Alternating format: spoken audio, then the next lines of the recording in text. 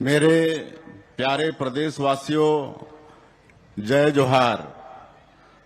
आप सभी को 80वें स्वतंत्रता दिवस की हार्दिक बधाई एवं शुभकामनाएं।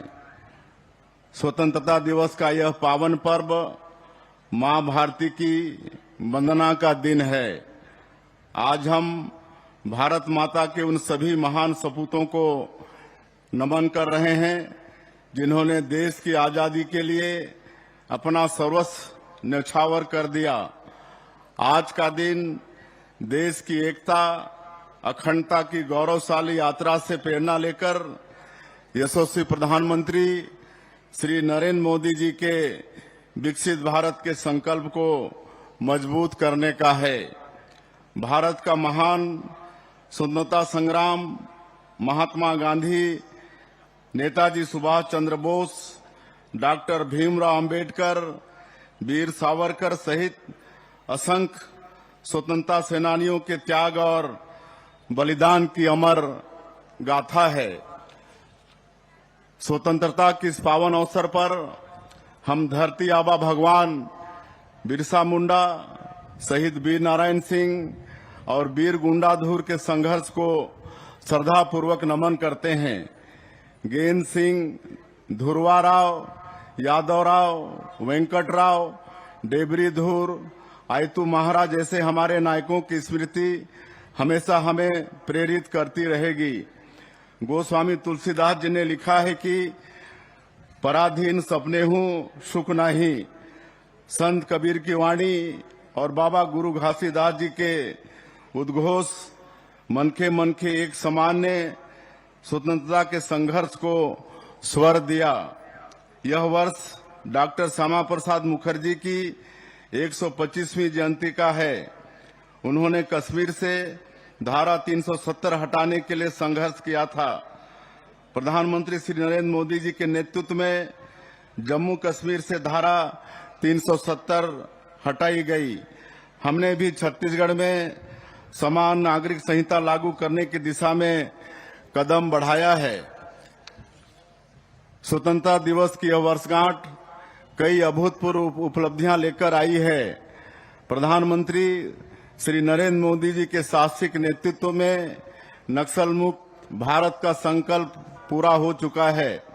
आज पूरा देश वामपंथी उग्रवाद को जड़ से उखाड़ फेंकने वाले हमारे वीर जवानों के पराक्रम तथा उनकी शहादत को नमन कर रहा है।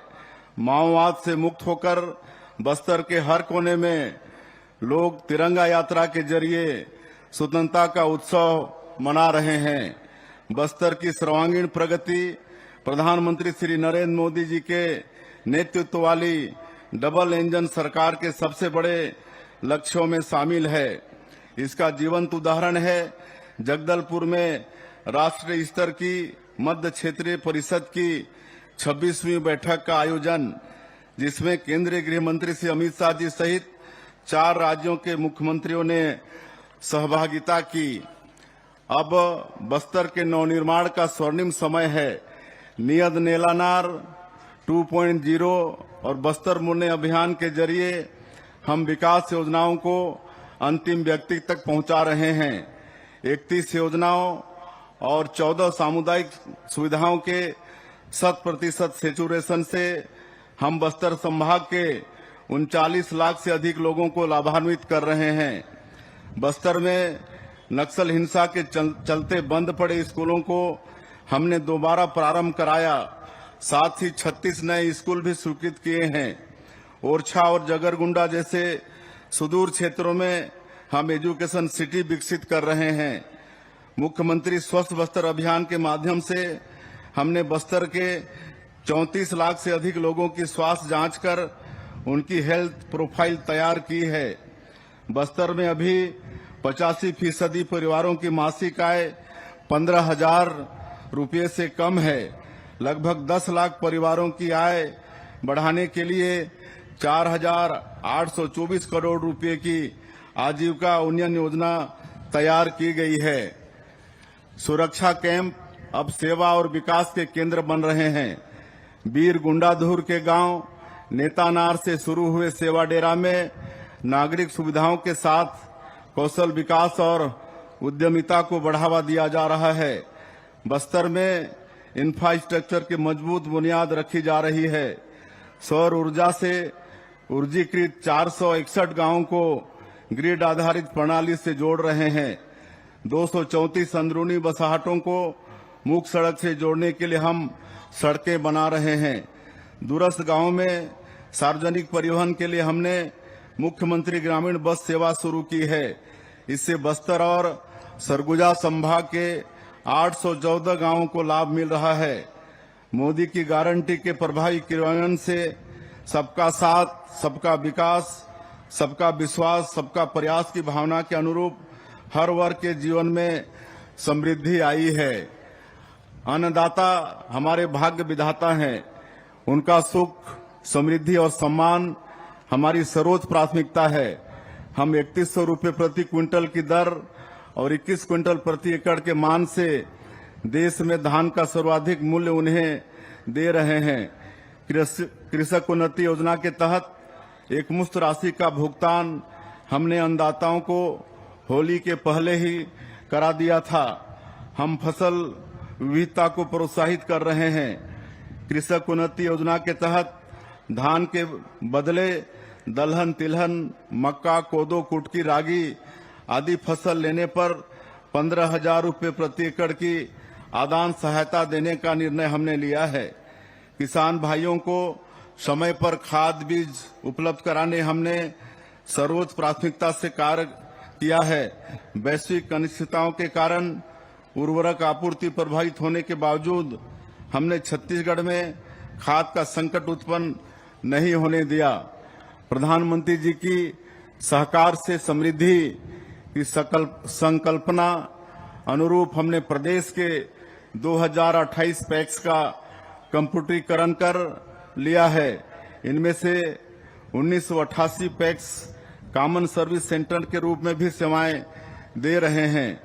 श्रद्धेय अटल जी की नदियों को जोड़कर पानी की हर बूंद बचाने की सोच को आगे बढ़ाते हुए हमने सिकासार कोडार नहर लिंकिंग परियोजना के लिए 3047 करोड़ रुपए की प्रशासकीय स्वीकृति दी है।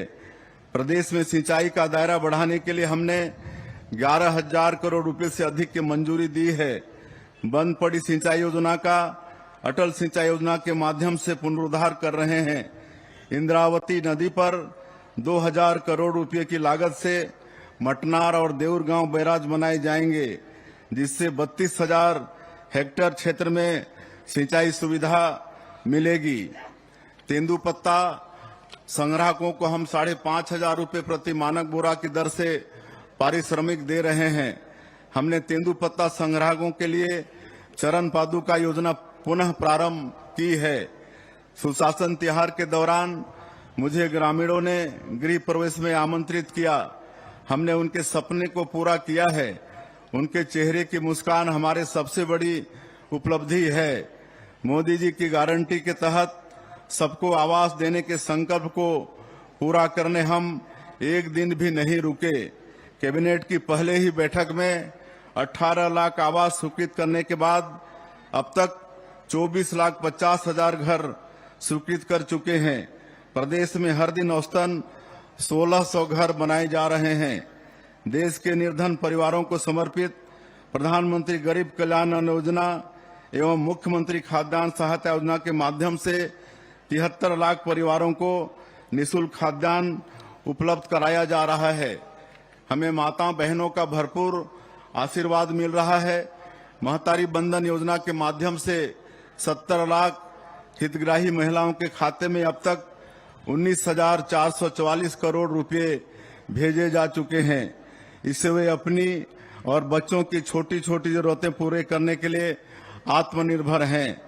जब प्रधानमंत्री जी ने सेवा तीर्थ में प्रवेश किया तब उन्होंने देश के समक्ष 6 करोड़ लखपति दीदी बनाने का लक्ष्य रखा था।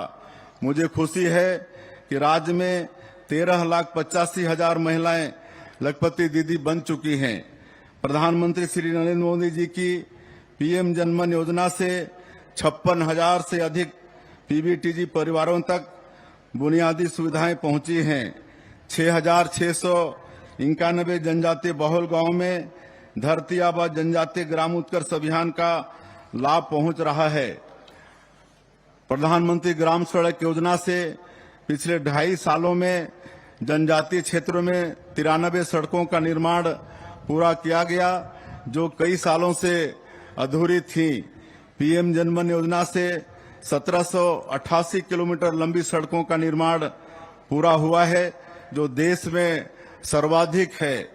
वनाधिकार पत्र प्रदान करने में छत्तीसगढ़ देश में अग्रणी है। वारिसों के पट्टों के नामांतरण की प्रक्रिया हमने आरंभ की है। पेशा कानून के प्रभावी क्रियान्वयन के लिए हमने टास्क फोर्स का गठन किया है। अवैध धर्मांतरण हमारे समाज, विशेष रूप से जनजातीय संस्कृति व सामाजिक ताने बाने के लिए एक गंभीर चुनौती है। हमने इस पर रोक लगाने छत्तीसगढ़ धर्म स्वातंत्र कानून लागू किया है। स्वामी विवेकानंद कहते थे कि मुझे 100 ऊर्जावान युवा दे दीजिए, मैं भारत का रूपांतरण कर दूंगा। यह कथन युवा शक्ति पर उनके अटूट विश्वास को व्यक्त करता है। विकसित छत्तीसगढ़ के निर्माण में युवाओं की भागीदारी बढ़ाने के लिए हम रोजगार से लेकर नवाचार तक अवसरों के नए द्वार खोल रहे हैं। प्रतियोगी परीक्षाओं में पूर्ण पारदर्शिता सुनिश्चित करने हेतु हमने ऐतिहासिक सुधार किए हैं। हमने तृतीय एवं चतुर्थ श्रेणी के पदों की भर्ती के लिए छत्तीसगढ़ कर्मचारी चयन मंडल बनाया है। नियमित रूप से 7 कैटेगरी में भर्ती परीक्षा आयोजित होगी। परीक्षा में अनुचित साधनों तथा नकल को रोकने के लिए हमने विधानसभा में सख्त कानून पारित किया है। हमने पुलिस में 7000 युवाओं की भर्ती की है। हमने छत्तीसगढ़ कर्मचारी चयन मंडल के माध्यम से शिक्षक एवं सहायक शिक्षकों के 3946 पदों पर भर्ती की प्रक्रिया शुरू की है। बिजली कंपनियों में 1235 पदों पर अब तक की सबसे बड़ी भर्ती की जा रही है। हमारे एकलव्य प्रयास आवासीय विद्यालय के बच्चे इस वर्ष नीट परीक्षा में बड़ी संख्या में सफल हुए हैं। NEET, JEE, CLAT, railway, SSC, banking, PSC तथा यूपीएससी परीक्षाओं की तैयारी के लिए सहयोग देने हम CG assistant for competitive exam योजना आरंभ कर रहे हैं। हमने अग्निवीरों के रोजगार के लिए बड़ा निर्णय लिया है। 4 वर्ष की सैन्य सेवा पूरी करने वाले छत्तीसगढ़ के अग्निवीरों को पुलिस आरक्षक, वनरक्षक और जेल प्रहरी की सीधी भर्ती में 10% आरक्षण दिया जाएगा। हमारी नई औद्योगिक नीति युवाओं के लिए रोजगार एवं उद्यमशीलता के नए द्वार खोल रही है। नई नीति में कोर सेक्टर के साथ ही इमर्जिंग सेक्टर को भी विशेष प्रोत्साहन दिया गया है। इसका लाभ युवाओं तक पहुंचाने हम पीएम सेतु के तहत 30 आईटीआई का उन्नयन कर रहे हैं। वर्षा काल के बाद हम जिला और प्रदेश स्तर पर रोजगार मेलों का आयोजन करेंगे। छत्तीसगढ़ स्टार्टअप प्रोत्साहन नीति के तहत युवाओं के नवाचारों को प्रोत्साहित करने के लिए हमने 100 करोड़ रुपए का स्टार्टअप फंड बनाया है। हमारी शैक्षणिक संस्थाएं नए विचारों को प्रोत्साहित करें, नए जमाने के अनुरूप युवाओं को तैयार करें। इसके लिए हमने राष्ट्रीय शिक्षा नीति को अपनाया है। प्रदेश में forensic university campus, NEET, NIELIT जैसे संस्थान हम लेकर आए हैं। इसी सत्र से हम 5 मेडिकल कॉलेज गीदम, कुनकुरी, जांजगीर चांपा, मनेन्द्रगढ़, कवर्धा में आरंभ कर रहे हैं। 6 शासकीय इंजीनियरिंग एवं पॉलिटेक्निक कॉलेजों को सीजीआईटी के रूप में विकसित कर रहे हैं। हमने 500 करोड़ रुपए के छत्तीसगढ़ राज्य एआई मिशन को मंजूरी दी है। इसके तहत 100 AI data lab, 5 centre of excellence और 50 से अधिक एआई आधारित सेवाएं विकसित की जाएंगी। 6 लाख विद्यार्थियों एवं 1.5 लाख शासकीय कर्मचारियों को एआई का प्रशिक्षण दिया जाएगा। वैश्विक मंच पर हमारे राज्य के खिलाड़ी तिरंगा लहरा सकें, इसके लिए हम खेल अधोसंरचना का कायाकल्प कर रहे हैं तथा मुख्यमंत्री खेल उत्कर्ष मिशन शुरू कर रहे हैं। ग्लासगो राष्ट्रमंडल खेलों में रजत पदक जीतकर देश का गौरव बढ़ाने वाली छत्तीसगढ़ की बेटी ज्ञानेश्वरी यादव को हमने डीएसपी के पद पर पदोन्नत करने तथा 30 लाख रुपए की सम्मान राशि देने का निर्णय लिया है। हमने राज्य के 156 उत्कृष्ट खिलाड़ियों के लिए शासकीय सेवा के दरवाजे खोल दिए हैं। देश के पहले खेलो इंडिया टेबल गेम्स की मेजबानी हमें मिली। बढ़िया खेल हुए और तय हुआ कि अगले साल छत्तीसगढ़ में ही इन खेलों का आयोजन होगा। स्वास्थ्य एवं सामाजिक सुरक्षा के लक्ष्यों को प्राप्त करने की दिशा में भी हम तेजी से बढ़ रहे हैं। आयुष्मान योजना के माध्यम से हम राज्य के 91% लोगों को मुफ्त इलाज की सुविधा दे रहे हैं। हम नवा रायपुर में मेडिसिटी का निर्माण कर रहे हैं, जहां देश के विख्यात अस्पताल अपना कार्य करेंगे। स्वास्थ्य ढांचे को मजबूत करने से राज्य में संस्थागत प्रसव बढ़कर 96.2% हो गया है। प्रदेश में 326 संजीवनी एक्सप्रेस तथा 380 महतारी एक्सप्रेस एम्बुलेंस सेवाओं के माध्यम से आपात स्थिति में बेहतर स्वास्थ्य सेवाएं मिल रही हैं। उद्योगों की सुगमता के लिए हमने ईज ऑफ डूइंग बिजनेस विधेयक पास किया है। हमने one click single window system लागू किया है, जिससे आवश्यक अनुमतियां पोर्टल के माध्यम से तय समय में मिल रही हैं। जन विश्वास अधिनियम के लागू होने से कारोबार अब आसान हो गया है। नई औद्योगिक नीति के माध्यम से निवेशकों को आकर्षित करने हमने देश दुनिया में इन्वेस्टर कनेक्ट आयोजित किए हैं। इसमें हमें अब तक 8,23,000 करोड़ रुपए के निवेश प्रस्ताव प्राप्त हुए हैं। इससे 1,74,000 रोजगार के अवसर पैदा होने की उम्मीद है। इस नीति के माध्यम से टेक्सटाइल जैसे बड़े पैमाने पर रोजगार देने वाले क्षेत्रों में निवेश हो रहा है। नवा रायपुर में प्रदेश की पहली गारमेंट इकाई स्विफ्ट टेक्सटाइल का भूमि पूजन हुआ है। इससे 4600 से अधिक युवाओं को रोजगार मिल सकेगा। मुंगेली में भारत अर्थ मूवर्स लिमिटेड का प्लांट स्थापित किया जाएगा। हम प्रदेश में 23 नए औद्योगिक क्षेत्र स्थापित करने जा रहे हैं। हम राजनांदगांव में इलेक्ट्रॉनिक मैन्युफैक्चरिंग क्लस्टर 2.0, नवा रायपुर में फर्नीचर क्लस्टर तथा जांजगीर चांपा एवं राजनांदगांव में स्मार्ट इंडस्ट्रियल पार्क बनाने की दिशा में आगे बढ़ रहे हैं। हम देश का पहला AI SEZ बना रहे हैं। साथ ही AI डेटा सेंटर भी स्थापित हो रहा है। रायपुर, नवा रायपुर, दुर्ग, भिलाई को लेकर हमने स्टेट कैपिटल रीजन बनाया है। भविष्य की ऊर्जा जरूरतों को पूरा करने के लिए उत्पादन, पारेषण और वितरण तीनों ही मोर्चों पर हम दीर्घकालिक रणनीति बनाकर काम कर रहे हैं।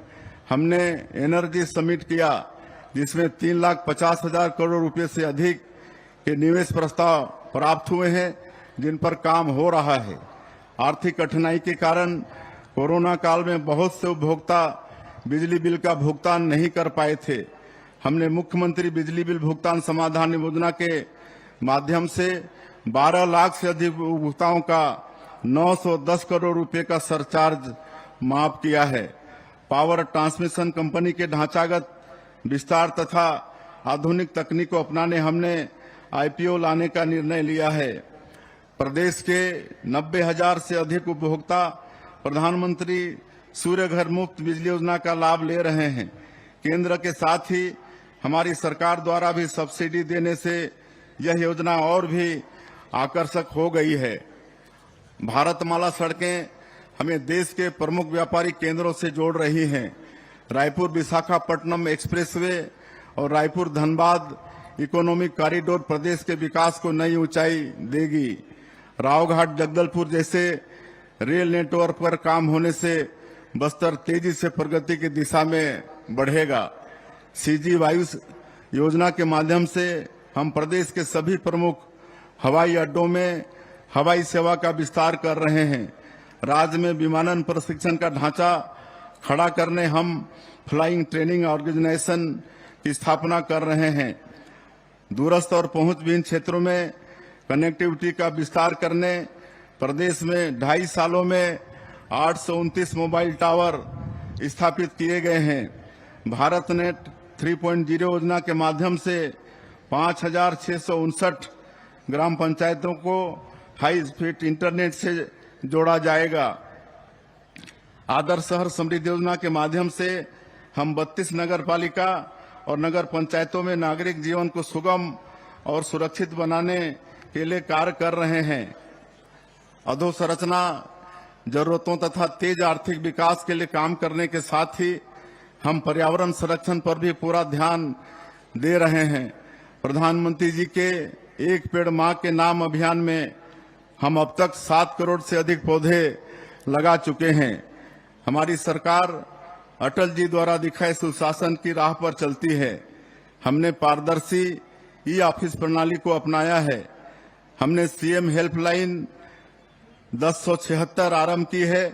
इसके माध्यम से हमने अब तक 80,000 से अधिक शिकायतों का निराकरण किया है। सेवा सेतु पोर्टल के माध्यम से शासन की 700 से अधिक सेवाएं ऑनलाइन उपलब्ध कराई जा रही हैं। हम स्मार्ट पंजीयन कार्यालय बना रहे हैं। रजिस्ट्री में अनेक रिफॉर्म करते हुए हमने ऑटो म्यूटेशन भी लागू किया है। हमने सुघर छत्तीसगढ़ अभियान शुरू किया है। जो जिले नियत नेलानार योजना में शामिल नहीं हैं, उन जिलों में 31 योजनाओं का सेचुरेशन मोड में लाभ दिया जा रहा है। प्रधानमंत्री जी के नेतृत्व में विकसित भारत जी राम जी योजना के प्रारंभ होने से रोजगार एवं विकास का नया अध्याय शुरू हुआ है। हम आज के इस पावन अवसर पर एक नया अभियान मेरी बेटी मेरा अभिमान शुरू कर रहे हैं।